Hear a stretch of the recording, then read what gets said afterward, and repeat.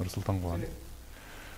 Армаңыздар, урматтуу көрүүчүлөр, эфирде улустөр жана турмуш көрсөтүүсүнүн кезектеги чыгарылышы мен Сейтек Качкынбай кайрадан сиздер менен саламдашып отурам. Бүгүн биздин тема чет өлкөдөгү билим бизге эмне берет деген тема. Эмне үчүн бул теманы көтөрүп атабыз? Негизинен билим берүү, сапаттуу билим, сапаттуу инструмент биздин келечегибизге абдан керектүү болгон бул компонент. Ошондуктан ошол тема жөнүндө бүгүн талкуулап отурабыз. Бүгүн конокто бизде Американын жана Кытайдын, Жапондун мамлекеттик стипендиясын алып келген, ошол жакта окуп келген тажрыйбасы бар бир нече конокту чакырып отуруп атам. Эмесе алар менен бири-бирден тааныштырып кетейин. Менин маңдайымда Мырза Карим мырза, Америка өкмөтүнүн Маски деген эң мындай жогорку баскычтагы стипендиясынын стипендианты. Кош келиңиз. Андан оң жагымда болсо Америка өкмөтүнүн Fulbright деген эң жогорку элита стипендиясы. Ошонун стипендианты Айнур Чолпонкул айым. Өзү андан сырткары бизде карьералык өсүш боюнча борбордун жетекчиси, президенти.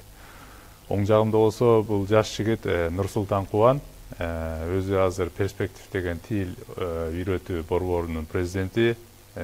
Буга чейин Кытайда окуп келген, азыр ушу билим берүү багытында республиканын ар бурчтарында өзүнүн борборлорун ачып активдүү иштеп жүрөт.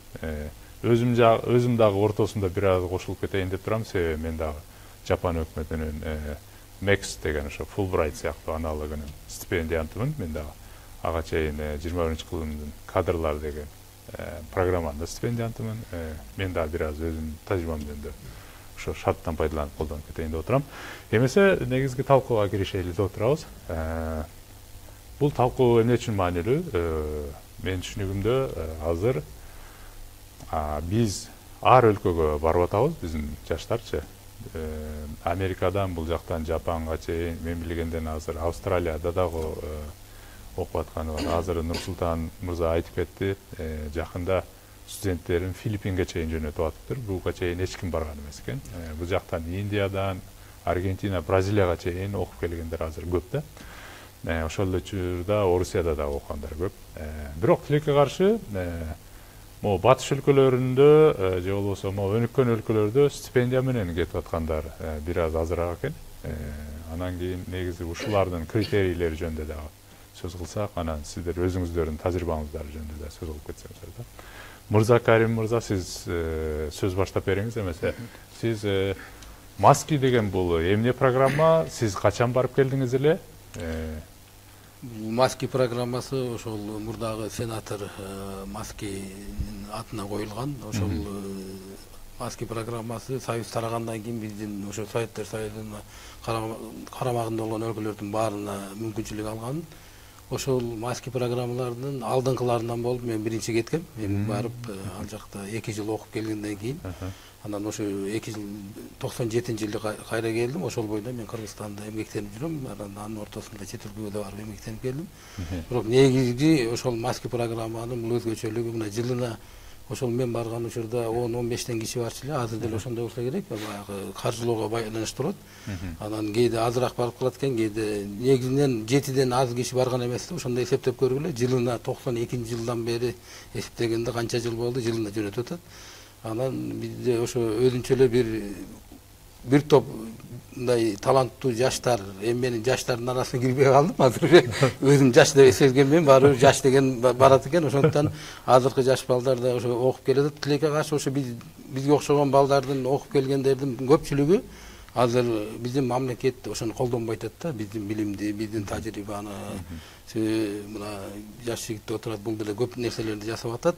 Анан Айнур ошо көптөн бери эле чогуу иштеп, чогуу жүрөт. Сен өзүң да билем, өзүң да Кытайда да эмеде жүрдүң, Жапондо жүрдүң.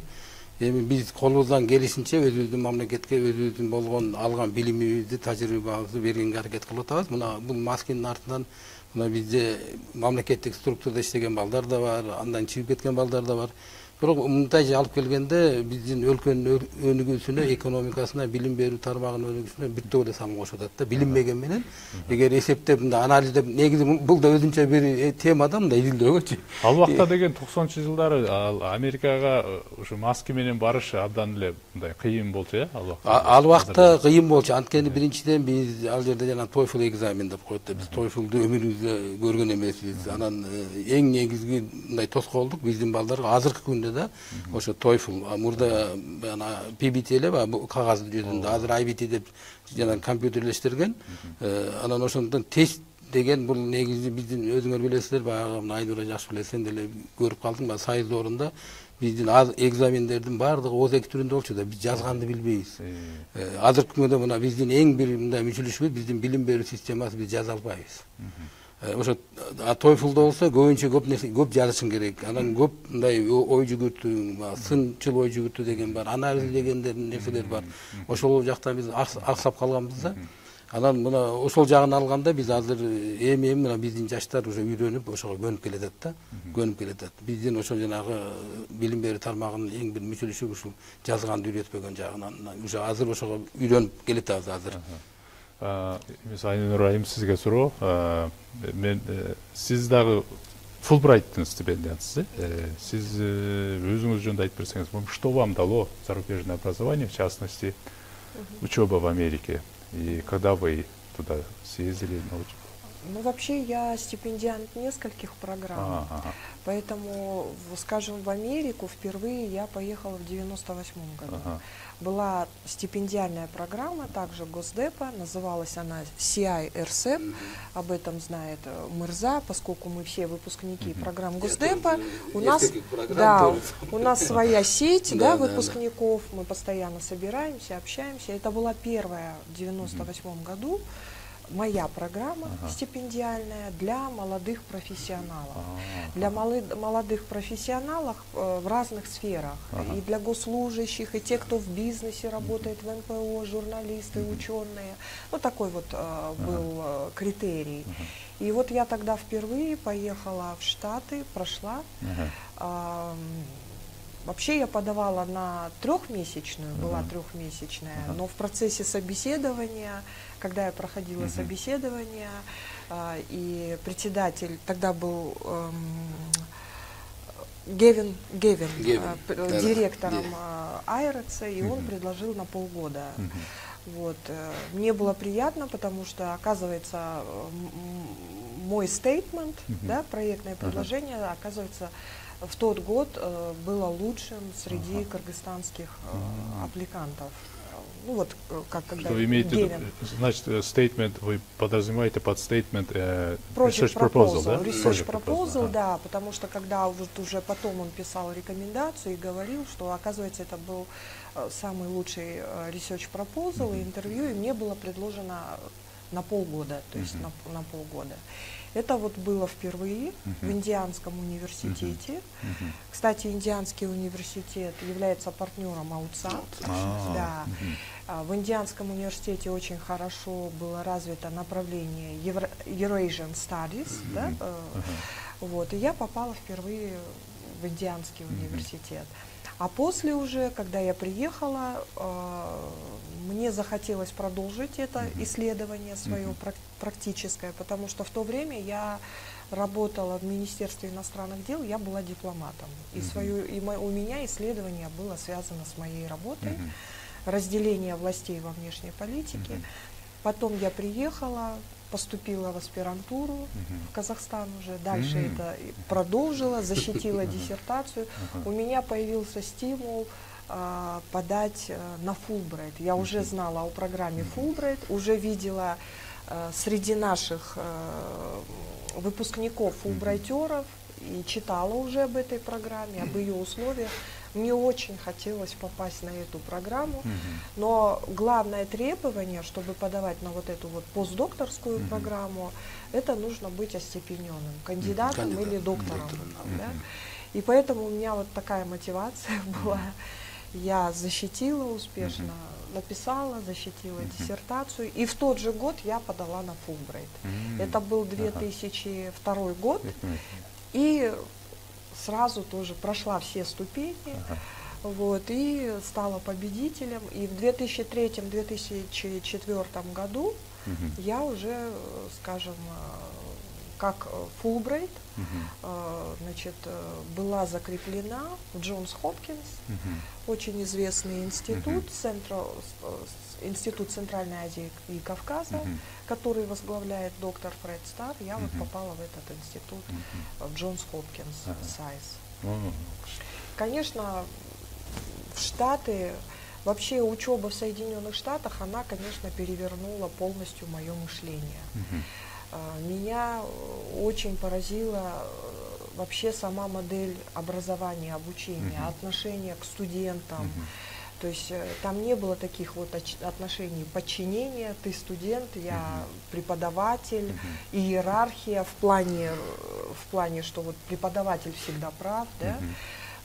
То есть преподаватели и вообще в целом профессионалы всегда относятся с уважением, даже если ты студент, ученый, с другой стороны, с огромным интересом.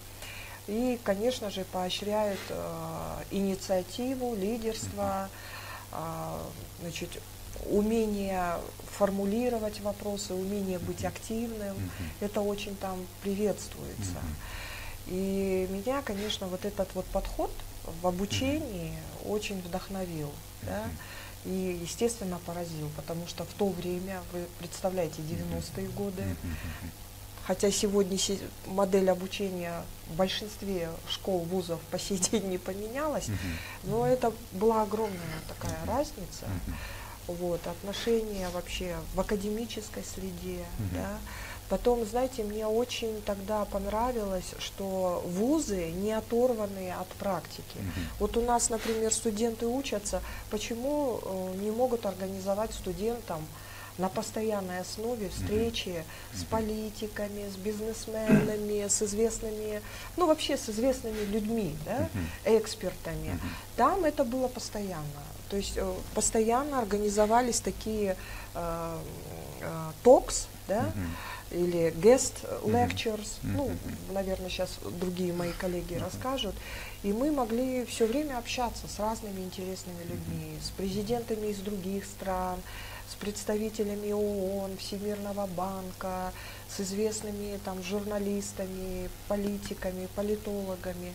Вот это вот мне тоже очень нравилось, что вот можно было общаться, и плюс у них нет границ между факультетами. У нас как-то вот ты на этом факультете учишься, все, с другого факультета студент не придет туда.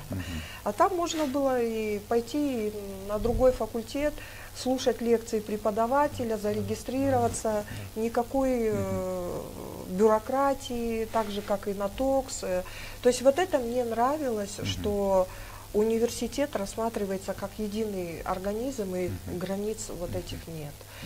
Вот. И, конечно же, как обычно, в университеты приезжают самые лучшие студенты, ученые со всего мира. Столько друзей приобрела. Все очень способные, талантливые, активные. От них тоже очень многому училась на занятиях, курсах. Нурсултан мырза, сиз Кытайда кайсы жылдары окуп келдиңиз, кандай стипендия менен бардыңызбы? Өзүңүз бир аз кыска айтып кетсеңиз. 2012 жылы мурда 21 кылымдын кадрлары деген сиз барган программа менен мен дагы өткөн болчумун. Биринчи жылы катышканда өтпөй калган болчумун, анткени конкуренция чындап эле абдан күчтүү болчу. Анан экинчи жылы катышсып, бирок өттү деп, бирок ушундай бир бюрократиянын негизинде же ушундай бир түшүнбөстүк окуялар болуп, экинчи жылда кетпей калгам. Анан үчүнчү жылы, ошо 2012 жылы ошо мамлекеттик грант утуп алып, ошо 5 жылдык грант менен барып окуп келдим. Негизи эле эми Кытайдагы билим берүү системаны айта кетсек, сиз эмне таптыңыз ушу Кытайдан? Эми мен көп нерсени таптым чынында. Ошол бараарга чейинки Нурсултан менен келгенден кийинки Нурсултан эмнеси өзгөрдү, мисалы? Эки башка.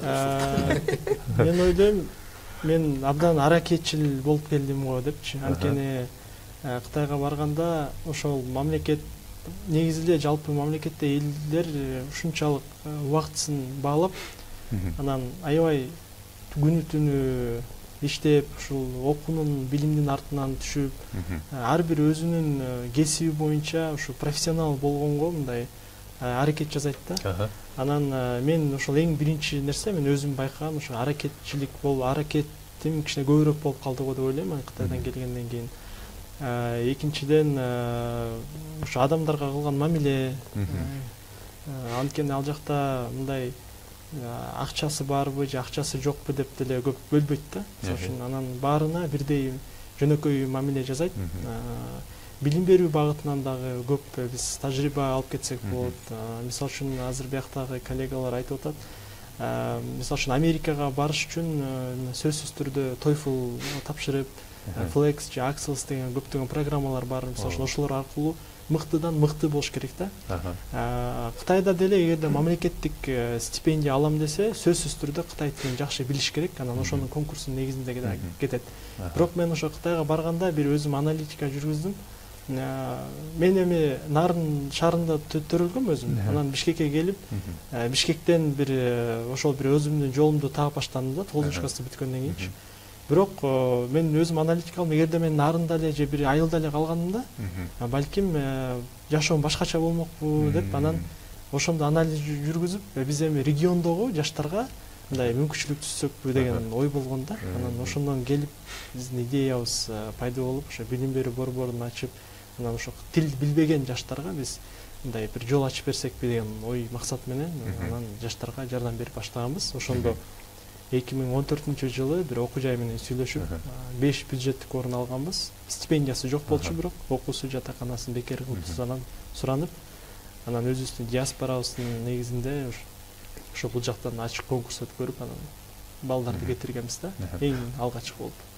Урматтуу коллегалар, бизди оюмча бул азыр чет өлкөгө барып окуу негизи ал бизге эмне берет деген нерсе, мындайча айтканда бизде кызыгып отурган көбүнчө жаштар болушу мүмкүн да. Аларга негизинен өзүбүз жөнүндө да айтып бергенче, негизи мындай кеп кеңештер болсо дагы бөлүшсөк болот да. Мен азыр мындай бир аз кыскачараак түшүндүрүп кетейин. Жаш көрүүчүлөр болгон болсо, негизи азыр бул жерде Маски, Flex, Fulbright деген сөздөр көп болуп кетти. Мен билгенден Fulbright бул Америка өкмөтүнүн стипендиясы да. Муну негизинен азыр Нурсултан мырза айтып кеткендей, жалаң мыктыларды мыктыларына берип, бул деген нерсе толугу менен мамлекетти Америка өкмөтү федералдык резервден толугу менен ага стипендия берилет, жол киреси төлөнүлөт, ал жерде жашаган жатаканасы, медициналык камсыздандыруусунан бери төлөнүп, андан сырткары окуусу дагы бекер төлөнүлөт, ай сайын стипендия да ала турган. Мен да өзүм жөнүндө да айтып кетейин бир аз. Мен дагы ошо Мекс деп коет, ушу Американын Мексти, оюмча Жапандын Мексти Американын Фулбрайты менен бирдей деп мен укканмын. Экөө окшош эле да, ранг боюнча. Мен негизинен бул жактан алып Жапанга кетишчү көбүнчөчү. Мен Жапанга барып, башка бир стипендия менен барып, анан аным бүтүп атканда мен ошо Мексикке берип, анан мындай ошо жерде жолум болуп калдыбы, мен ошону Жапандан туруп эле утуп алдым да. Кызык болду. Бул абдан сейрек болот экен мындай нерсе. Мен профессорум да таң калчу. Бул абдан сейрек болду депчи. Мен деле ошол стипендияны алып, ал жерде ошо окуумда толук Жапан өкмөтү төлөдү, андан сырткары ай сайын да алып жүрчүмүн. Университет мен кайсы бир изилдөө үчүн башка өлкөгө барып келем десем дагы жол киремин төлөчү. Анан бир жылда дагы канча акча бөлүп турат, мына китептерди алсаңар биз бекер алып беребиз депчи. Ошондой бүт жеңилдиктери болчу. Анан эми негизгиси да азыр ушу карап турат да көп жаштарчы, кайсы жакка барсам, Кытайга барып окусамбы, же Испанияга кетсемби деп, же Америкага барсамбы депчи. Негизи бул чет өлкөдө окуу бизге эмне берет деген суроо бар да.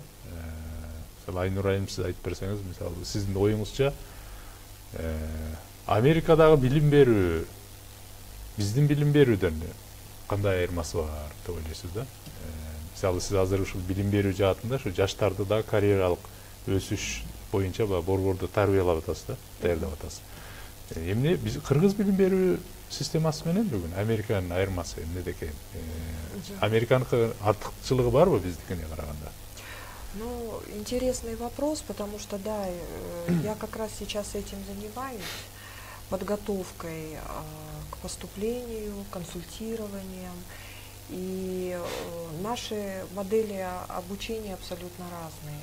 Поэтому те ребята, которые хотят поступать в Америку, либо в другие либеральные страны, даже Японию, я знаю, ну, на обучение, если на английском, или в Китай, да, потому что многие страны сейчас предлагают обучение на английском языке, что предполагается уже либеральное образование. И требования, конечно, здесь универсальные, стандартные, да? И для этого нужно переобучать, потому что наша модель образования постсоветская, она не приспособлена для того, чтобы, скажем, выпускник или школы или вуза сразу мог с легкостью поступить в Америку, в Сингапур, в Японию или там в Восточную Европу. Ну, я имею в виду на английском языке, да? Вот. И я обнаружила, что вот эта модель, либеральная модель, она, во-первых, характеризуется тем, что в основе ее лежит критическое мышление, да? То есть обучение критическому мышлению. То есть все предметы абсолютно, да, они пронизаны этим. И обучению функциональным практическим навыкам. Их еще называют на английском life skills, soft skills, functional skills. Вот. Это то, чего не дается сегодня ни в одной школе, ни в одном вузе. Исключение, наверное, составляет АУЦА, МУЦа, где-то Ататюрк, да, там Академия ОБСЕ. Есть уже школы такие, как Кембридж, Оксфорд, школы СИБАТ. Вот сейчас они внедряют тоже, значит, вот эту модель, да, подтягивают своих школьников. Вот, а так это же капля в море, поэтому и даже эти школы, в смысле школьники и студенты этих вузов приходят ко мне на переподготовку. То есть их сначала я обучаю навыкам критического мышления. Это обязательно при поступлении, потому что какие требования? У нас сложился стереотип, что нужно либо TOEFL, да? IELTS, ну кто-то TOEFL выбирает, кто-то IELTS, для школьников SAT. Но этого недостаточно. Потому что, почему такой стереотип? Потому что для того, чтобы на бюджет в Кыргызстане поступить, нужно сдать ОРТ. Но этого недостаточно. Я считаю, что наше образование тоже надо, саму систему поступления тоже надо совершенствовать, улучшать. Да? И каким образом сами процедуры поступления выстроены вот в вузы либеральных стран, помимо вот этих тестов, которые они должны сдать. Ну, если ты хочешь попасть в хороший вуз, то максимум TOEFL должен быть 120, от 90 до 120. SAT 1600, да, для бакалавров. SAT дегенде биз чечмелеп кетпейсизби? Аны түшүнбөгөн жаштар Да, я извиняюсь. SAT это такой тест, который включает математику и критическое мышление, куда входит написание эссе и разборы текстов и предложений. Да? То есть это все вот к критическому мышлению относится. Это обязательно для тех, кто хочет на стипендию поступить в Соединенные Штаты, бакалавриат, ряд европейских стран, Германия, Голландия на технические, экономические специальности тоже принимают. Я знаю, в Сингапуре и даже в Китае принимают, в Японии. Если рейтинг вуза очень высокий, то они требуют. Да? И помимо этого аппликант, соискатель или абитуриент, он тоже должен показать, что он лидер, что он успешный школьник или успешный выпускник. Вот у нас при поступлении сдал ОРТ, все.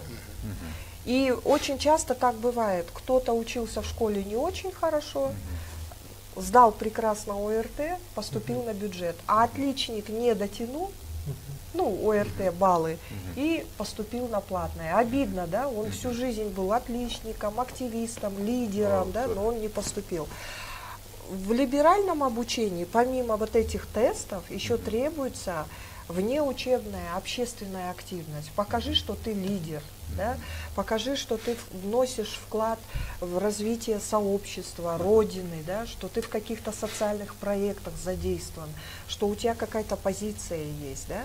Вот это очень важно. Они развивают личность. Не просто школа-дом или вуз-дом, но еще вне этого ты должен какой-то вклад вносить и показать, что ты реально являешься лидером, потенциальным лидером. И да, то есть, что ты должен сделать свою успешную историю и показать это. Кроме того, это все они пишут в эссе, в мотивационных письмах. Поэтому я считаю, что это очень правильно, потому что можно оценить, что человек трудился на протяжении многих лет, школьник или студент, да, и он не просто вот TOEFL классно сдал, SAT классно сдал, но он еще и лидер, оказывается. Он пишет свою историю, что он полезного принес родине. Почему он лидер, он должен доказать, да, чтобы ему дали стипендию. Вот этим отличаются. У нас в школах, вузах, к сожалению, этому не учат, да. Поэтому мы стараемся, я стараюсь переобучать ребят, я переобучаю, я им помогаю делать их успешные истории. С тем, чтобы они могли конкурировать при поступлении. Мы раскрываем их потенциал, мы их учим критическому мышлению, и они на самом деле меняются. После обучения они меняются. Мне кажется, что мы уже должны соответствовать этим стандартам, наша модель образования. Айнура бир жакшы нерсени айтып кетти. Жана ошо билим берүү тармагына жана ОРТуну кийиргенде бир кадам шилтедик да. Бир кадамды биз 15 жыл мурда шилтегенбиз. Оны 2002 жылы ошонун башында мен да тургам, ЮСАИД жактан каршылаганда, Камиле Дүйшөбаевна министр болуп биз баштаганбыз. Мен азыркы күнгө чейин, мен азыр бизде эгер министрликтер угуп турса, жогорку окуу жайларынын жетекчилери угуп турган болсо, биз экинчи кадамды таштаганга убакыт келди да. Анткени биз жана Айнура жакшы нерсени айтты. Ошон үчүн мына ОРТуну сындагандарды көп болуп атпайбы? Жана балам отличник болуп мектепти жакшы бүтүп, анан ОРТден бала албай калды. Анын бул жанагы мурда ар кандай уюмдарда жүрүп, өзүнүн активдүү жагын көрсөтүп, мектепте, коомдо көрсөтүп, анан келип окуп өтпөй калды. Ушул жагы калып калып атпайбы? Бир эле биз жанагы балга таянып калып атабыз да. Ошондуктан биз экинчи кадамда келип, мен мына канча жылдан бери бул маселени көтөрүп келатам. Бизде тилекке каршы жана министрликтер бат-бат алмашып эле анан кайра жетишпей калып атабыз да. Мына экинчи кадам дегенде, мына силер өзүңөр деле мына Кытайда, Америкада, сен Жапанда жүргөндө көрсөңөр керек, жанагы окууга абитуриент документтерин бергенде ким кабыл алат? Ким анан өттүң деп кол коет. Зачисление кылат, орусча айтканда. А бизде жанагы дагы эле Советтер Союзунан калып калган ответственный секретарь деген институт бар. Ответственный секретардын төрагасын 2 жылга министрликтен бекитип, 2 жыл мен ректор болсом, анан бирөөнү мен бекитем да, анан 2 киши баланы окуткан факультеттин деканы, алардын мугалимдери приемга жооп бербей да калат кейде. Анан баланы алган, окууга алган киши таптакыр башка группа турат бул жерде. Анан окут деп бирөөгө берет да, анан кийин кайра келип туруп сен начар окутуп атасың деп жемелейт. Мына чет өлгөн системасында мына ушул жерде олтуруп биз документти жөнөткөндө, азыр электрондо жөнөтүлөт. Ал тиги ответственный секретарь деген түшүнүк жок чет өлгөдө. Жанагы ар бир факультеттин өзүнүн кабыл алуу эмеси бар. Кабыл алуу комиссия дейт, кабыл алуучу бөлүм эле деп коет. Ал жерде сөзсүз эле жанагы профессор, доцент, декандар эмелер иштебейт. Жөнөкөй эле студенттер part-time иштейт. Документ келип мага түшөт, мен алып туруп регистрация кылып өткөрүп коем. Анан жанагы ошо IBT, SAT эгер американдык эме болсо, же TOEFL тест, GMAT факультетине калса эгер graduate school болсо, алат дагы анан кийин эң негизги көңүлдү эссеге, анан statement of purpose, жана project proposal деп атпайсызбы, ошого көңүл бурат. Эгер мисалы төртөөбүздүн балыбыз, мисалы меники эң ылдый бал болуп калса, төртөөбүздүн ичинен. Бирок менин эссеем абдан жакшы жазылган болсо, жана Айнур айткандай, үчөөңөр алып өтпөй каласыңарды мен өтүп кетем. А бизде тилекке каршы жана ошо бир кадам кылып эле биз экинчи кадамды 12 жылдан бери тыштай албай атабыз, 15 жыл болуп калды. Өтө маанилүү. Өтө эң маанилүү нерсе биз ошо Советтер Союзунан калып калган институт ответственный секретарь деген. Ал жерге мен ответственный секретарь ошо төрагасы болсом, кабыл алуу комиссиянын. Мен тегереме бүт комиссияны түзөп, бекитип алам. Анан мына азыр мына акча албайбыз деп атпайбыз, бирок документ тапшырган жерден да акча алып атпайбыз азыр. Анан коррупция десе ошол жерден болот. Мына биз бир коррупционный механизмди тосуптук жанагы экзамен дегенди. Бирок ошол учурда документ алганда мына аны мен мына өзүңөрдүн эле туугандарга баары айтып атса керек, орто деген мен баары эле акча алат турбайм. Себеби документ алып аткан жерде дагы себеби ал жерде приемный комиссияда адам отурат. А бул жери туура эмес экен, тигинисин туура эмес, жок дегенде мына бланкты акча төлө деп бланкасын берет. Мына ошондуктан биз экинчи кадамды шилтешибиз керек да. Мына Айнура эң жакшы нерсени айтып кетти. Биз экинчи кадам шилтегенге мына 15 жыл убактыбыз кетти. Эми азыр ошону биз шилтешибиз керек. Бул эми коррупция бул башкача тема, негизинен бул аябай мамлекеттик текшерүүчү органдар канчалык көп болсо, алар эл менен канчалык контакт көп болсо, ал жерде коррупция өскөнгө opportunity шанс мындай дайым бар экен да. Негизи макулмун. Мен дагы жакында эле ошо мен негизи бир нече жылдан бери дават деп коем, баягы мектептерди кыдырып балдар менен жолугушуп жүрдүм да. Анан ошондо Баткен жактан бир нече бала менен жолуккан болчумун. Ошолордун кээелери азыр бул жакка келип окууга тапшырышты да. Анан ошолор менен кээде сүйлөшсөм айтат, негизи биз мектепте тырышып окуган нерсе менен ОРТнын суроолору мындай дал келбей калып атат дейт да. Биз башка нерселерди окуппуз, бирок башка нерселерди суралып атат депчи. Анан бул жагынан ОРТ сиз айткандай баягы биринчиси чоң секирик болду да, алга жылып. Баягы логикалык суроолорду, бул критикалык ойлонууга басым кылган суроолор болуп. Анан бирок мектепте биз критикалык жактан эркин ойлонуп, бир башка суроолордун жообун издетпей, эмне үчүн деген суроолордун жообун издетпей, мындай жаттатып, негизи арина бул деле керек, негизи бул дагы керек, бирок ошол гана болбош керек да, ошол дагы керек деген түшүнүк. Анан бул жактан да дал келбештик болуп атат. Анан ошол жигит жакында эле мага жазат, бир ошо азыр 3-курс болуп калды, бир айтат. Негизи мен ага бир айтып койдум эле. Негизи мектеп, университеттеги билим бул сөзсүз эле сага жашоону үйрөтпөйт депчи. Анан ал айтат өзгөчө азыр ушу биздин университетте окуйт, Бишкектеги университетте айтат. Биздин агай келет, жөн эле конспектисин ачып, лекцияны окуп коюп эле кетип калып атат. Анан мен өзүмдүн келечегими агай айткан нерседей кылып көрө албай атам.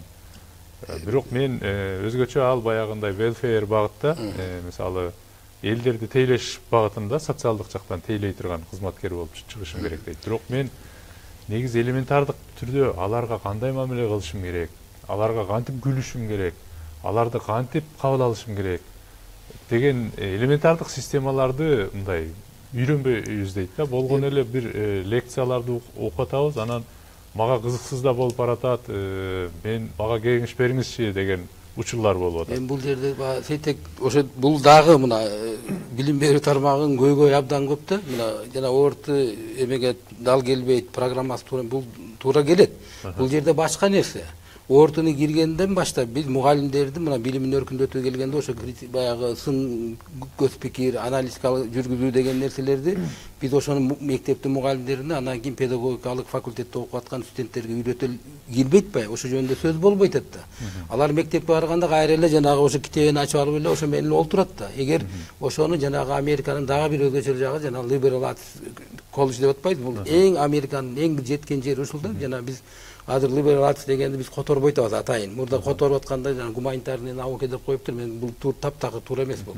Liberal arts жана междисциплинарный жана химия менен математика айкалышып окуйт, тил менен англис тил менен баары ошол жактарын биз ошо мектептеги мугалимдерге, анан мугалим болуп бара турган жаш ушул университеттеги педагогикалык факультеттин студенттерине үйрөтүшүбүз керек да. Анан ошондой эле билим берүү тармагында иштеген билим берүү кызматкерлерин ошого биз даярдашыбыз керек да. Биз бул жагынан да артта калып калдык да. Анан кийин тилекке каршы биздин мектептеги окуучулар, анан алардын ата энелери айтат, балам отлично окуйт да, анан ОРТ таптакыр туура эмес экен деп. Бул ошо ОРТ негизинде SAT-нин базасында түзүлгөн нерсе бул. Ошол жана башында биз турганда ошол ETS Америкадан келип ошолор түзүп SAT-нин базасында түзүлгөн нерсе бул. Анан биз аны таптакыр эле баягы мен балам жогорку балга жетпей калса эле анан бул ортуңан таптакыр начар экен, болбойт экен деп анализ кылган киши болбойт байым. Анализ кылып ошону биз айтып момундай кылалы. Ошо жана мен айткандай бир кадам эмес, 2-3 кадам секиришибиз керек болчу 15 жылдын ичинде. Жок дегенде 5 жылда бирден кадам кылганда, азыр бизде билим берүү системасы бир аз оңолуп калмак да. Мен дагы азыр өзүм тажрыйбаман бир аз айтып кетейин. Мен Кытайда да окудум да, туура 20 жыл мурун окудум. Анан кийин Жапанда да окудум да, бир 11-12 жылдай жүрдүм. Анан мындай салыштырып көрдүм да, негизи экөө чыгыш өлкөсү, бирок эмне айырмасы бар деп ойлонуп көрсөм, Жапан бул чындап эле Батыш менен Американы менен окшош да эле, билим берүү системасы дээрлик эле бирдей. Анан Жапанда коомдук илимдер social sciences бар, социальный науки деп коет го, социология, политология, экономика, ошого окшогон нерселер баары кире турган нерсе. Ушул илимдер бир топ мындай өнүккөндөй сезилет да. Ал эми Кытайда башка илимдер көбүрөөк өнүккөндөй. Мисалы мисалы так илимдер, математика же физика же болбосо менеджмент сыяктуу нерселерчи. Анан эми ал Кытайдын өзүнүн спецификасы өзгөчө баягы. Анан ойлонуп көрсөм, негизинен коомдук илимдерде негизги суроо бул сиз айтып аткандай баягы критикалык ой жүгүртүүгө басым кылган бул why деген суроо. Биз эмне эмес, эмне үчүн деген суроону көбүнчө жообун издейт эмеспизби? Ошол эссейлерди жазганда деле, ошол research proposal'дарды жазганда деле, ошо жапандар деле окууга студенттерди кабыл алып атканда негизги ошо биринчи критерий ошол аларда деле кенкүү кейкак деп коет жапонча. Кенкүү кейкак бул ошол research proposal да. Ал жерде негизинен эки багытта ынандырып жазыш керек. Биринчиси, мен кайсы коомдук бир феноменди изилдеген атам. Анан кантип ошону мен ишке ашыргандай изилдеген атам, эмне үчүн ошон үчүн мага Жапонго барыш керек. Ал жерден эмнени табам дегендейчи. Анан экинчиси бул так планы. Мен 1,5 жылдын ичинде могуну кылам, анан 3-чү жылы могуну жазып чыгам деп так ынандырып жазгандан кийин анан бунуку конкреттүү экен, так экен деп. Андан сырткары Жапанда да байкасам TOEFL-га абдан көп көңүл бурулуп калды. Өзгөчө сиз бай айтып кеттиңиз, PBT, IBT деп. Оюмча жаштар азыр ойлонуп атат, бул эмне экен деп элечи, жөн тамгалардын комбинациясы эмес. PBT деген бул бай илгерки кагаздын paper based деп коет, кагазда жазчу да, кийинки мезгилде интернет бардык жерге жайылып, TOEFL-ду интернет менен онлайн режимде жаза турган болуп калышты, баары компьютердөчү. Ушул жактан алсам, Америка менен абдан окшош жагы Жапандыкы бар. Анан өзүнүн дагы өзгөчөлүк баягы салттык билим берүүсү ал жерде деле сакталып калгандай да. Кытайда болсо мен акыркы мезгилде көрбөй калдым. Не болду экен? Бул жаатында балким бизге Нурсултан мырза азыр айтып берер. Кытайдагы билим берүү менен биздеги билим берүүнүн өзгөчөлүктөрүн эмнеден байкадыңыз? Мен сиз менен толугу менен кошулам. Чынында эле азыркы жаштар мисалы үчүн чет өлкөгө барам дегенде эле ошол эми Кытайды айталы. Так максат жок эле кетип калат да. Анан мисалы үчүн эл аралык мамилени деген факультетти тандап алышы мүмкүн. Ошол эле социология же ушундай багытта тандап алат, бирок ал ошол окуу жайды бүткөндөн кийин ошо тышкы негизи эл аралык деңгээлде деп айтпайм, бирок ошол эле Кыргызстанда балким конкуренттүү боло албайт да. Эгерде Кытайга барып бул IT технологиясын окуп, же болбосо ошо мындай жанагындай техническое направление деп коет эмеспи? Ошол багытты окуса, бул чынында эле жакшы адис болуп чыга алат да. Мисалы үчүн бир мисал катары айтып берейин.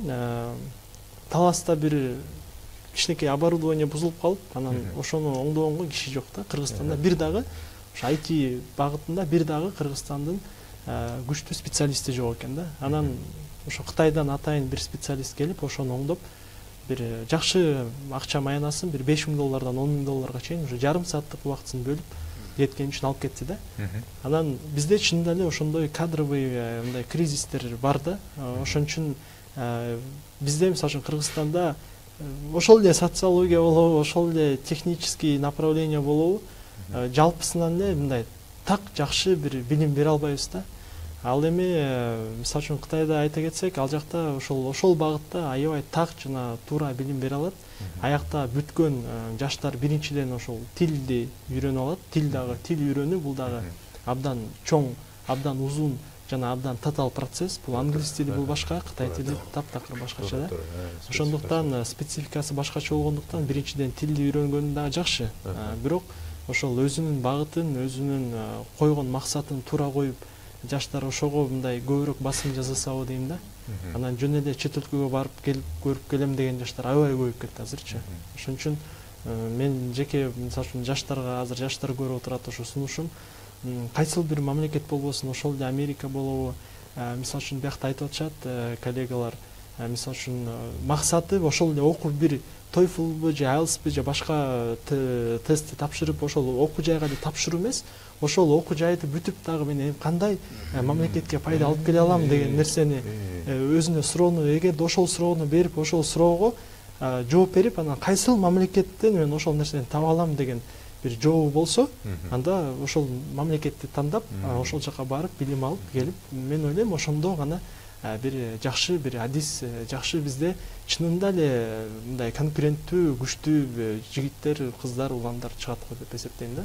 Бул өтө маанилүү нерсени айтты да. Негизи биз башынан эле бул өлкөгө эптеп эле ошол өлкөгө барып, анан сөзсүз эле ошо эл аралык мамилени же бир нерсени бүтүп албай, негизинен биз башынан мектеп учурунда ким болом деген суроону өзү башынан ойлонтуп, балдарга берип, ошол кесиптин адеси болуш үчүн мынау өлкөдө ошол билим көбүрөөк өнүккөн. Ошон үчүн бул өлкөгө барсаң, ошо кесибиңе ылайыктуу билимди көбүрөөк табасың. Мисалы медик болом десең, биз билебиз, Германияда, Америкада, Жапанда медицина абдан өнүккөнүн билебиз. Булардын тарыхы абдан узун. Ошон үчүн ушул өлкөлөргө барсак, мындай жакшыраак эмеспи? Эгер биз адабиятчы болсок, орус тилинде биз чыгарма жазып, жазуучу болсок, анда Латин Америкасына же Жапанга барып окуштун кереги барбы? Анда оюмча Орусияга барып, же Новосибирскпи бир жерлерде окуп, адабиятчы болуп бүтүп келген, кайра өзүнүн кесибине ылайык туурабы? Биз айтып аткан нерсе ошол бул дагы өтө маанилүү да, башынан кайсы максатты биз көздөйбүз, ошого жараша. Анан Айнура айым сизден сурайын дегеним дагы, макул эми могу жаштардын көбү максатын билди дейли. Мен могу кесип боюнча, багыт боюнча адис болгум келет дегендер, мисалы кандай критерийлер бар да? Мисалы Америкага окууга кетиш үчүн азыр кандай процедураларды жасаш керек болот? Эгер магистратурага кетет турган болсо. Ну вот в магистратуру, в принципе, такие же критерии. Это первое, TOEFL. Опять-таки, критерии на стипендиальные программы, они намного выше, чем на платное обучение. То есть на платное обучение немножко легче поступить. Вот. И если на стипендию, что означает бесплатное обучение, плюс будут платить pocket money, да? Ну, у нас это называют стипендия, а там это называют просто деньги, да, на расходы, да? Покрывать за общежитие, ну, за проживание, питание, потом на учебники, да, авиаперелет, и что еще? И страхование. Страхование и визовые расходы. То есть полностью все входит. Что для этого нужно? Во-первых, естественно, нужно сдать обязательно TOEFL официально, либо IELTS. Америка очень здесь гибкая, они могут либо TOEFL принять, либо IELTS. У нас есть, да, TOEFL от 90 до 120 баллов. Вот сейчас маски программы нет, зато появилась программа Fulbright для магистрантов. Сейчас же несколько программ. Да, сейчас несколько программ Fulbright, там разные, и одна из них для магистрантов, то есть для тех, кто хочет в магистратуру поступить, поэтому минимально это 90 баллов, от 90 до 120 баллов TOEFL. IELTS обычно от 6 до 7 баллов, до 8 даже бывает баллов, да? Но это студенты сами, аппликанты сами могут выбрать, TOEFL они хотят или IELTS. Если они выбирают IELTS, то они могут не только в Штаты подавать, но и в Европу или в Британию. Да?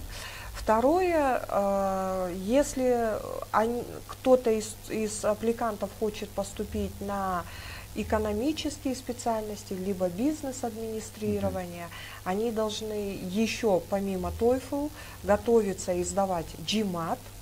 GMAT это как SAT-тест, но он посложнее, математика и критическое мышление входит. Либо GRE, это для технических специальностей, естественные науки, там, биология, медицина и так далее. Туда входит биология, химия, математика, ну вот точные естественные науки, да, и плюс показать, что ты имеешь общественную позицию, активность, это называется extracurricular activity, то есть внеучебная активность, общественная активность, что ты вносишь, я извиняюсь, вклад в сообщество, либо в страну, да, помимо этого, да. Вот, может быть, ты волонтеришь где-то, да, вот, это обязательно. Вот. Иногда даже вузы говорят, что нужно иметь аналитические навыки, навыки критического мышления, либо кто-то прям выделяет быть лидером, да, показать, что я лидер. Вот. И плюс еще академическая успеваемость. GPA, это средний балл, должен быть минимально 4,0, максимально 5,0. Это практически отличник. То есть студент, кто уже сейчас поступает с первого курса, я им сразу говорю, хотите поступить в магистратуру, вы должны быть отличниками, желательно, да? И следующий критерий – это академические достижения. То есть твои призовые места на научных конференциях, на олимпиадах по предметам. Чем выше призовые места, не только в рамках университета, международные, республиканские, тем круче аппликант. То есть готовиться надо заранее. Я хотела бы, вот все, кто нас сейчас смотрит, если вы студенты первого курса и уже мечтаете поступать в магистратуру, вы уже сегодня должны планировать и создавать вот эту свою историю. Быть отличниками, участвовать в конференциях, в олимпиадах и получать призовые места на них, волонтерить, активистами быть, да, лидерами быть, вносить вклад в развитие страны. Вот, и готовиться параллельно к TOEFL и к SAT, к TOEFL, к GMAT или к GRE, ну, в зависимости от специальности. И тогда вы станете конкурентоспособными. То есть, мне кажется, что вот эти требования, они очень правильные, они очень справедливые. И поэтому отбираются самые лучшие, потому что они уже видят, что у них есть своя история, да, и они знают и могут написать очень хорошее эссе, потому что они уже имеют опыт жизненный, даже если они были студентами, да. Вот, вот такие критерии, и появляется очень много возможностей. Еще хотела сказать, что приходят ко мне ребята, и они переживают. Ну вот в Бишкеке, говорят, много возможностей, образование лучше, ребятам легче поступить. Мой опыт показывает, что не зависит от того, где ты живешь, в Бишкеке или ты живешь в Оттуке на Иссыкуле, предположим, да, или в Джалабаде, да. Все зависит лично от тебя. Если ты в Джалабаде сейчас учишься и будешь уже готовить вот эту историю и там готовиться, то ты сможешь поступить хоть в Гарвард, хоть в Цукуба, да, хоть в Синьхуа. Этих историй очень много. И даже есть ребята, которые сами TOEFL изучали. Есть онлайн. Бесплатные курсы можно самим изучать. На YouTube ребята пусть заходят. И TOEFL, и IELTS, все это бесплатно. То есть, если заранее готовиться с первого курса, то можно поступить в любой университет. Все только от вас зависит. Мен кошуп кетсем, жакшы эме айтып кетти. Мен ошо азыр жаштар көрүп турса айтып кетем. Менин кеңешим эгер ошол жанагы азыр маскени студент маски деп атын өзгөртүп койгон ошо 2 жылдык, анан азыр анын үстүнө жаш балдарга флекс жана болуп атат азыр 10-9 класстын балдарына. Эгер Бишкектин балдарына караганда Жалал-Абад же Көлдүн же болсо Нарындын айылында жашаган балдардын мүмкүнчүлүгү Бишкектикине көбүрөөк келет. Анткени Бишкекке берген орунду азыр азайтып койгон. Эгер мисалы төртөөбүз ар кайсы жерден болсо, мисалы силер үчөөңөр айылдан келсеңер же болсо мен мисалы Бишкектен болуп, менин балым өтө жогору болсо, мисалы сеники ылдый болсо, мени албайт, сени алат. Себеби Бишкек менен Ошту атайын эме коюп койгон, Бишкек менен Ош бүттү. Биз айылдык перифериядагы балдарга көбүрөөк, ошондуктан айылдагы балдар, окуучулар өзүңөр аракет кылышыңар керек да. Эң негизгиси бул силердин жанагы ата-энеңер, тууган туушканыңар, таанышыңар эч ким силерге жардам бере албайт. Жардамды өзүңөргө бересиңер. Ошондуктан тырышып окуш керек. Мен колуман келет деп алдына бийик максат коюш керек да балдарчы. Биз тилекке каршы мен деле көп эле жаштар менен жолугам. Мына Нурсултан айткандай мен тияка барам, буяка баргым келет. Кантип кетсем деп эле калган да балдарчы. Максатың эмне? Кетип эле калышпы? Экинчи жана кадамды өтпөйсүз, бир кадамдан кийин эмне кыласың? Ошондуктан окууну тандаганда да жана кесибине жараша тандаш керек. Мисалы ар бир өлкөнүн өзүнүн баягы спецификасы бар. Анан биздикилер чын айтканда көп эле мына Америка менен Европаны карап калды да. Мен балдарга айтарым, Азия жакта да эмеси мисалы Жапанда, Түштүк Корея менен азыр көп иштеп атам. Алардын университеттери техника жагынан, так илимдер жагынан, химия, биология, химия инженери, геоинженери ошолор жагынан Түштүк Корея, Япония абдан алынып өткөн. Эгер финансовый каржылоо жагы болсо бул индустар, Индия. Компьютер точный наука Индия, IT Индия менен Кытай. Ошол жактан анализдеш керек да, анан кийин сөзсүз эле мен Америкага кетишим керек, Англияга кетишим керек. Себеби мен бир нерсени айтып кетейин, кече жакында 1-2 жума болду, бир жакшы бир макала чыкты, изилдөө чыкты. Ошондо изилдөөнүн жыйынтыгында 2020-жылы, мына 4 жыл калды. 4 жылдан кийин азыркы кесиптин 5 миллион кесип жок болуп кетет экен. Азыркы иштеп аткан ар кандай кесип жок болуп, ордуна болгон 3 миллион кесип пайда болот экен, жаңы кесип, бирок ошонун 90% технология менен байланышкан да. Технология менен. Ошо жана Mercedes компаниясынын жетекчисинен интервью алганда айтып атпайбы? Менин кеңешим дейт, эгер азыр кайсы балдар юридика факультетинде окуп аткан болсо, окуңарды немедленно тыштап тыштагыла. Себеби юристтер бүт мына азыр Американын көп эме консультациясы онлайн берилет. Бүт юрист акырындап жөйлөт. Мына азыр мына өзүңөр көрүп атасыңар, такси айдагандар чоң шаарларда уже мына Кытайдан башталды, алар акырын жок болду, бүт өзүнчө машина келет, айдоочусу жок.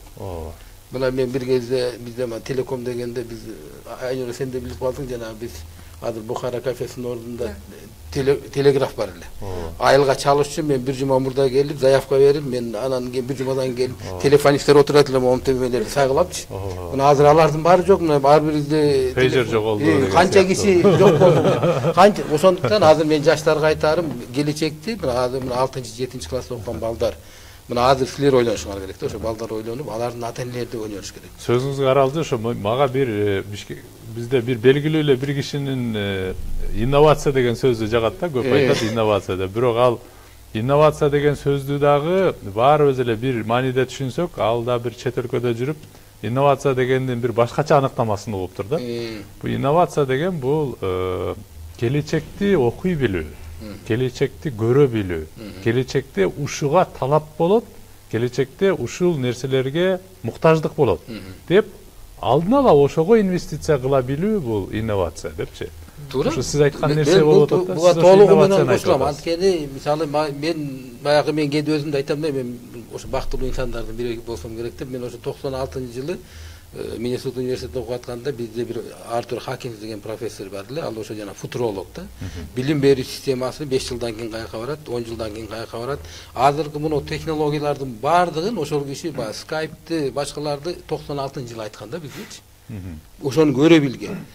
Бизде мен деле каалайт элем, биздин университетте ошондой сабактар өтсө.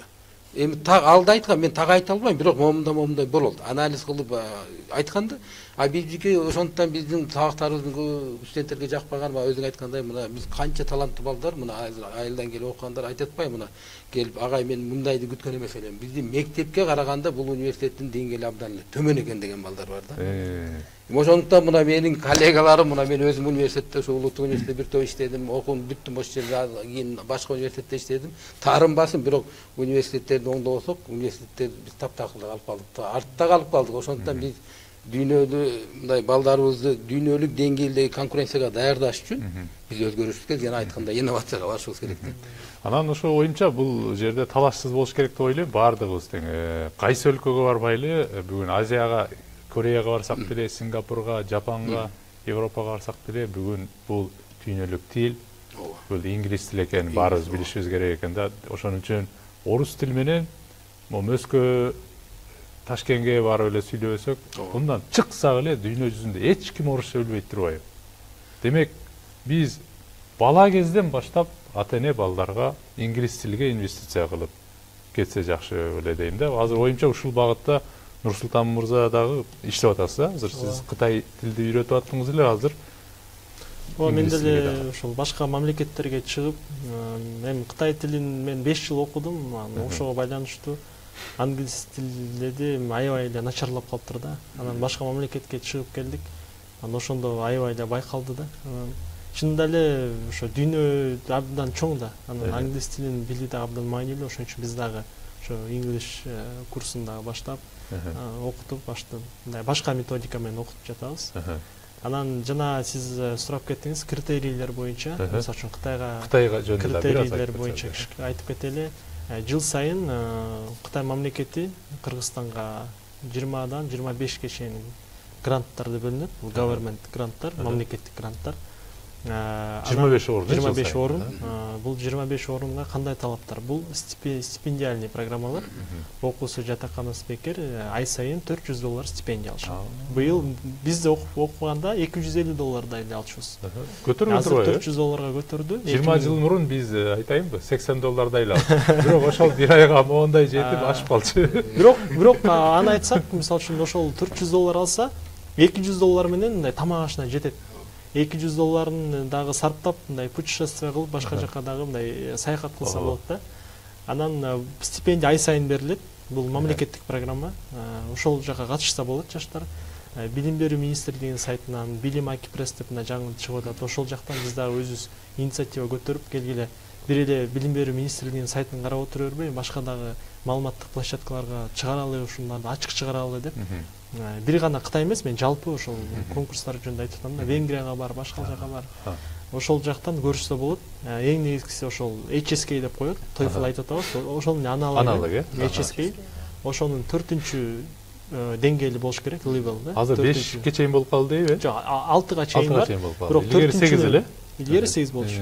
4-үнчү деңгээлин билсе, ошол сертификаты болсо, ошол конкурска катышканга мүмкүнчүлүгү бар. Ошого байланыштуу эгерде мамлекеттик гранттарга тапшырам десе, ошол программаларга катышса болот.